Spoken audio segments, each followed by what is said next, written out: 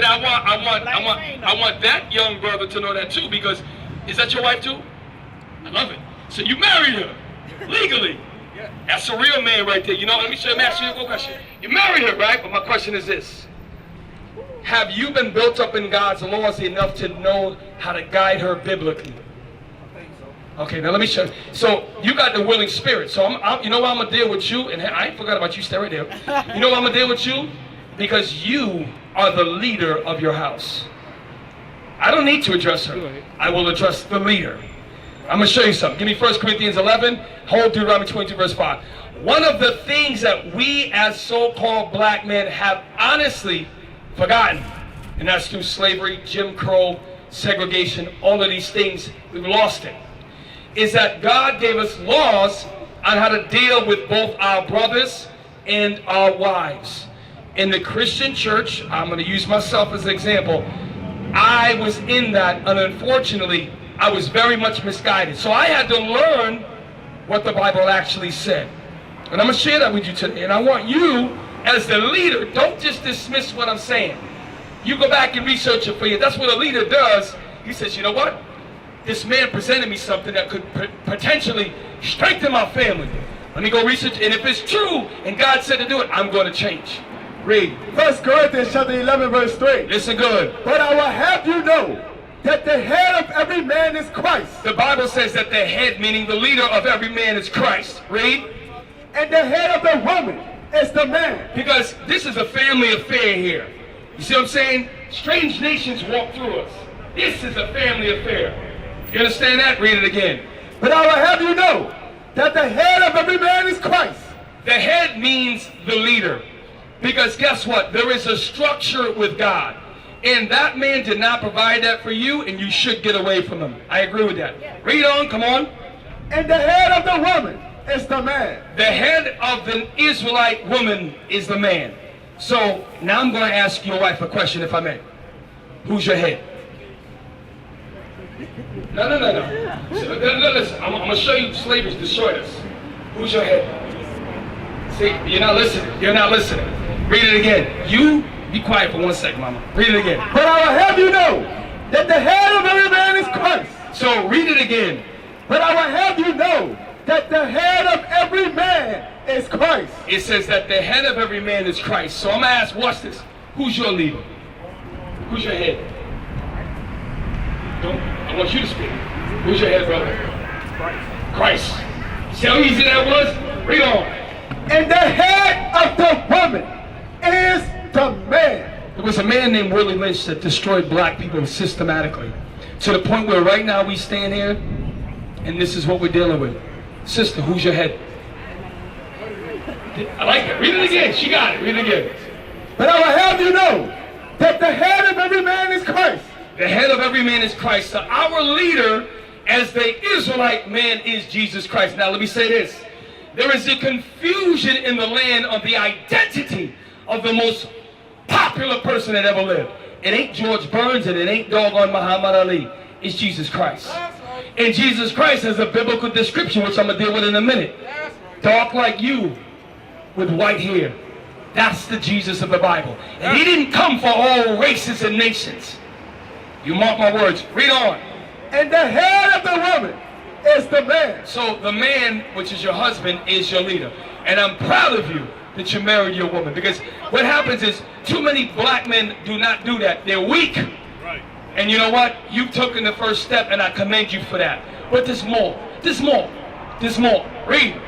And the head of Christ is God. Even Christ, the black Messiah, has a leader he reports to. We're reading in the book of Daniel, the 7th chapter. Now, get me laws. I want to show you something, brother. So I deal with this. What's your name again? Can I put my arm around you real quick? I dealt with my sister earlier, right? And I was getting on her real good. She was listening. Be quiet over there, all right? Listen good. Read. Deuteronomy chapter 22 verse 5. Listen. The woman shall not wear that which pertaineth unto a man. Slavery has destroyed us to the point where I'm going to show you. In this, if we were to go turn back the times 65 to 70 years ago, right here on Canal Street, right here, you know what you would see? Nothing but black women with long dresses and covering everything up. Right here. This used to be a predominantly black city. Right here on this street. 65 years later, what do we have? Confusion amongst the 12 tribes. Read. The woman shall not wear that which pertaineth unto a man. So watch this.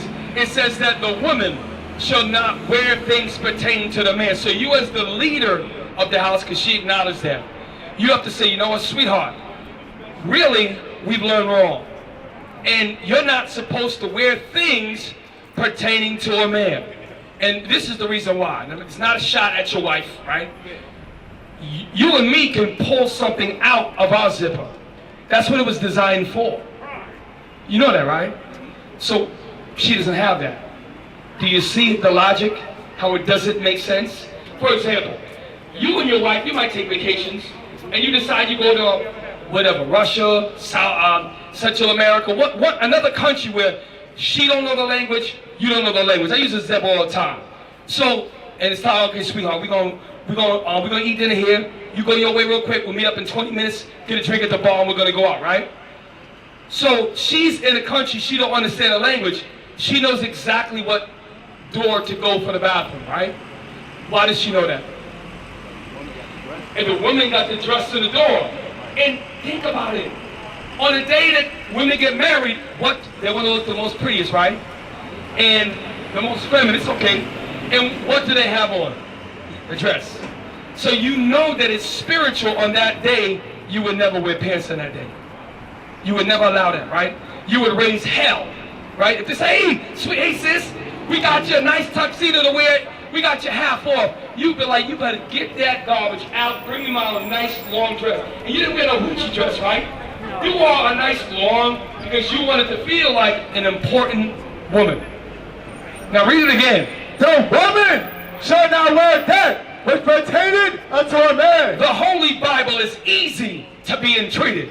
It's easy to understand. Christianity is lied to you, black men and black women. Read. Neither shall a man put on a woman's garment. Because, let's flip it.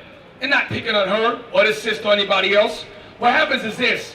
Me and you walk in the house, and I got a damn bra and a dress on. She gonna look at you like you got 6 heads, right, sister? So, that's the way God looks at y'all. You sisters, listen, I'm not attacking you, that wear pants, God looks at you out of order. But guess what's an easy fix? I'm gonna give you an example. All of our wives here in purple, all used to wear pants. All of them. I had to go to my wife. My wife, look, you can't do this no more. Guess what? All the jeans, got rid of them. And we started to buy dresses for her. Same thing with these brothers right here. Same thing. And now all of our wives wear long dresses. They cover up their bosom. And that's the way black women were always supposed to dress. And they did it in the 20s, 30s, 40s, and 50s. Today, and it's not an attack, you see black women walking around showing their body, and it's wrong. So how do we fix it? We starts with the black marriage. You started that. And it's not just that law. She has to change. Right. You have to convince her that God said it. Let me show you something else. I'm going to show you something else. And I have to touch the basic laws. In New Orleans, Louisiana, this is one of the cuisine capitals of the South. Can I say that, y'all, right? And they're not known for their pot roast. Can I say that? New Orleans, Louisiana is known for what cuisines? Let's talk about it. Okay, I'm going to talk to you about it. They're known for no place in the earth sell more crawfish than down here. Nobody. Nobody. Maybe southern Mississippi a close second. So, there are laws that you have to teach her as the head about things to eat. There are laws on dresses. There's laws on skincare. There's laws on that. And I'm going to share basics with you because the Lord got you here for a reason. I'm celebrating the fact that you're married. Black people don't do that. If anything, bro, these niggas out here is trying to look at your woman. Do you understand that? We want you to be strong to get her covered up. Get her more presentable with God. You did the right part, that part. You got to teach her the laws on how to eat. We teach our wives. Read. Leviticus chapter 11 and verse 7. Now, She said before, she knows that it's not right to eat certain things. But I didn't go over this law with you. Start with the seeds. Leviticus chapter 11 and verse 9. You know what? One thing about me is I used to talk like, I got a headache when I talk fast. So I'm going to slow down. I'm going to become a true southerner like y'all. Ray, come on. These shall ye eat of all that are in the water. Now, this part here is, you ever heard that? It's elementary, dear Watson. You ever heard that? It's elementary, dear Watson. Sherlock Holmes, right? Sherlock Holmes is probably black, by the way. Read, come on. Whatsoever had fins and scales Read it in the again. waters. I make a corny joke of it. Read it again. Whatsoever had fins and scales. So God the Father, who wrote with the pen of God to Moses, said, these are all that you eat in the waters. Meaning streams, brooks, lakes, bayous, creeks. Y'all know that, right? Come on. Whatsoever had fins and scales. Stop, read it again. Whatsoever. Whatsoever is all inclusive. That means everything. That means, see, black people, what we do is we try to get it out, but he ain't say that.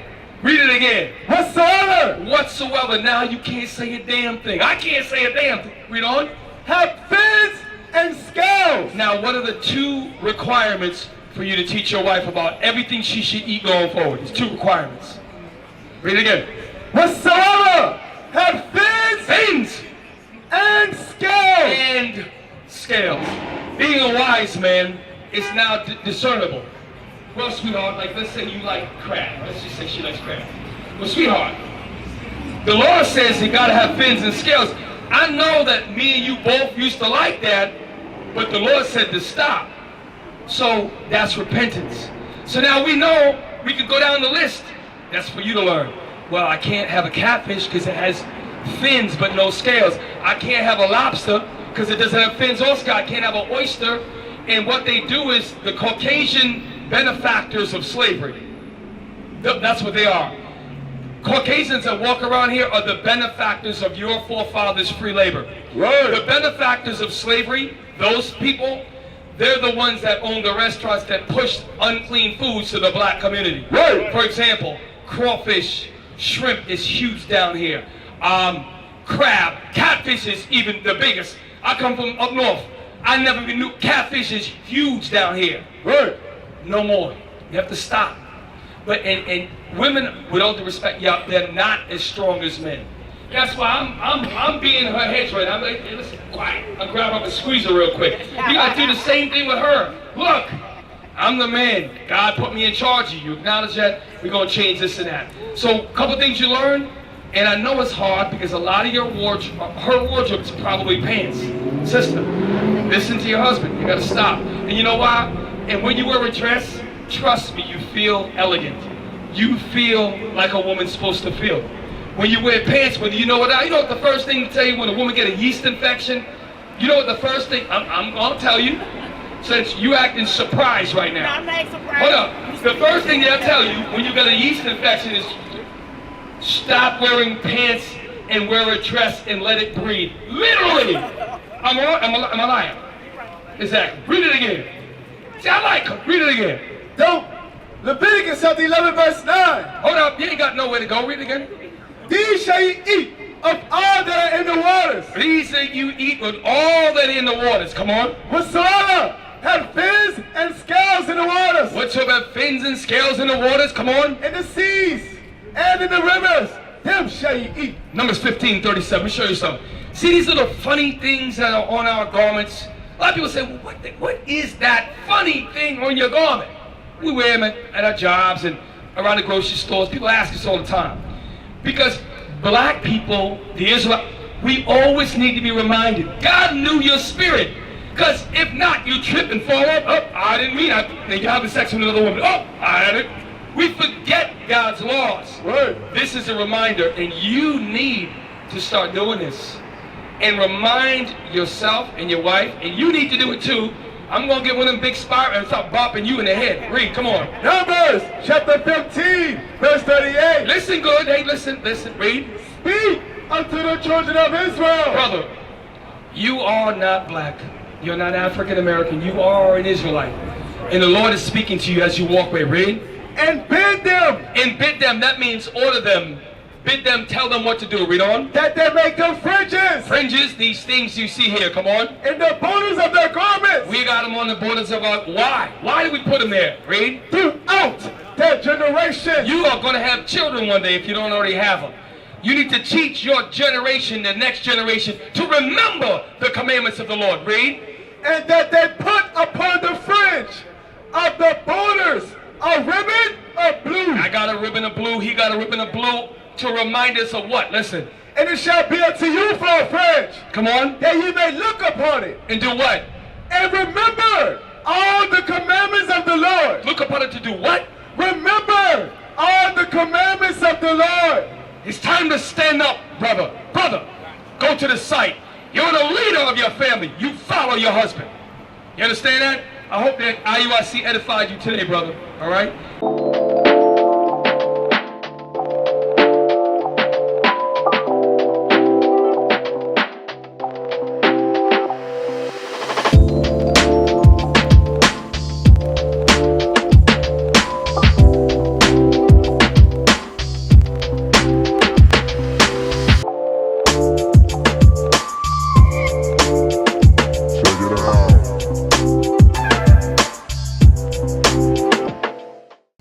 We used to scream black power while heroin was pushed. But at the end of the day, nothing's in vain. IUIC has been given a vision. The tents of Judah has risen. Many has attempted the mission, minor murmuring, omitting, and missing the mark. Just reading that he had the flame of fire in his eyes gave us the spark. We on Paul's mission. We out on the road, purple and gold, from Mexico, Cuba, Haiti, Ghana, Sierra Leone. 144,000 boots banging, concrete crackling. These are how men repented at heart. The scriptures is proof. IUIC, we deliver the truth.